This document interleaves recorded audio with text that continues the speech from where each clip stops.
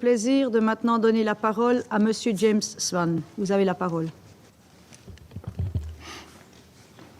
Madam President, distinguished members of the Council, thank you for the opportunity to provide an update on the situation in Somalia.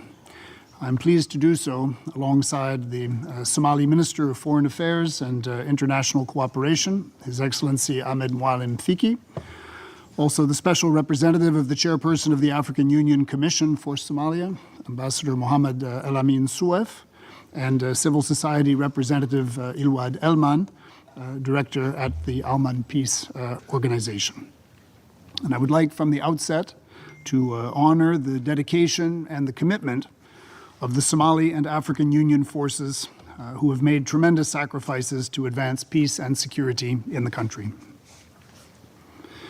Madam President, the federal government of Somalia remains focused on its national priorities. Following the amendment in March of the first 4 chapters of the Provisional Constitution by Parliament, the Independent Constitutional Review and Implementation Commission is now working on chapters 5 to 9 of the Constitution. Consultations have already begun with federal member states, civil society, and other key stakeholders on proposed amendments covered in these chapters, such as power sharing and resource sharing between the central government and federal member states.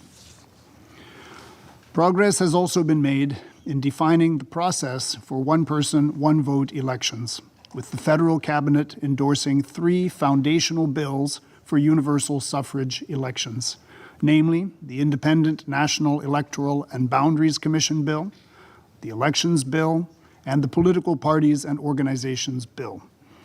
The National Consultative Council, which convened yesterday with the leaders of the federal government and 4 federal member states, is expected to discuss these bills before they are submitted to Parliament for consideration.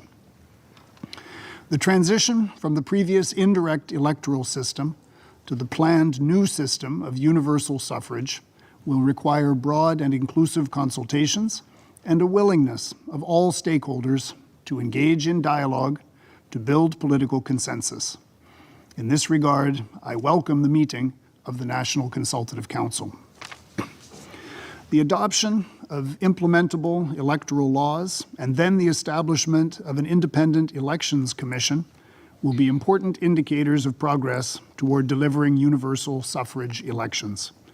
The United Nations is committed to supporting Somalia as it addresses technical, logistical, and other challenges and mobilizes financial support from donors in order to deliver timely and credible elections.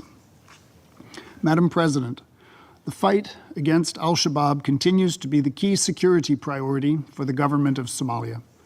While making commendable efforts to sustain military operations against Al-Shabaab, Somalia is at the same time tackling the challenges of force generation, taking over security responsibilities from the African Union Transition Mission in Somalia, ATMIS, planning the transition to the proposed African Union Support and Stabilization Mission in Somalia, AUSOM, and implementing crucial stabilization programs in recovered areas. The United Nations continues to support the federal government on these activities, working closely with the African Union and other partners.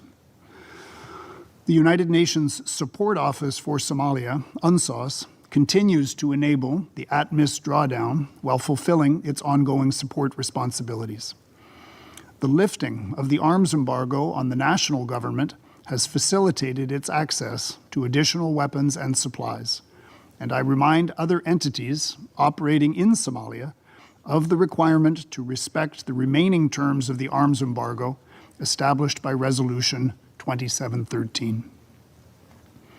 Al-Shabaab continues to demonstrate its disregard for civilian life through its use of indirect fire on population centers, the use of improvised explosive devices, and suicide attacks against civilians, including the heinous 2 August attack at Lido Beach in Mogadishu. I underscore the condemnation issued by the Secretary General of such attacks and reiterate the United Nations support to the government and people of Somalia as they stand against terrorism and violent extremism. In this regard, I also note the increased presence and activities of the Somali affiliate of the Islamic State in Iraq and the Levant, Daesh. Madam President, I remain concerned about the continuing regional tensions following the Memorandum of Understanding announced on 1 January between Ethiopia and Somaliland. Recalling the Security Council's affirmation of the sovereignty, territorial integrity, and unity of Somalia, I urge Ethiopia and Somalia to find a diplomatic solution that resolves this issue within the framework of international law.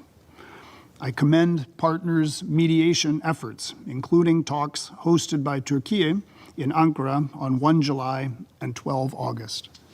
I urge Ethiopia and Somalia to engage in good faith in these diplomatic efforts and to avoid actions that could lead to escalation.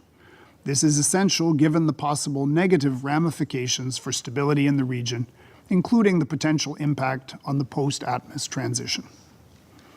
In a recent visit to Hargeisa, I also urged a de-escalation of the tensions in Sol and Sanag, as well as continued access for humanitarian actors in accordance with the Security Council's press statement of 7 June last year, which called on all parties to facilitate humanitarian assistance in this area. Humanitarian needs remain significant throughout Somalia. Intensifying climate shocks, conflict, disease outbreaks, and widespread poverty continue to affect millions. While the number of people estimated to require assistance countrywide has diminished from 8.3 million people last year to 6.9 million people in 2024, Somalia remains in dire humanitarian need. I call for further support to the $1.6 billion 2024 Humanitarian Needs and Response Plan, which is only 37% funded. Somalia's humanitarian and development challenges are intensified by climate shocks. Scarcity of resources and displacement of communities are in turn conflict drivers. Building greater resilience to the effects of climate change is essential for Somalia's stability.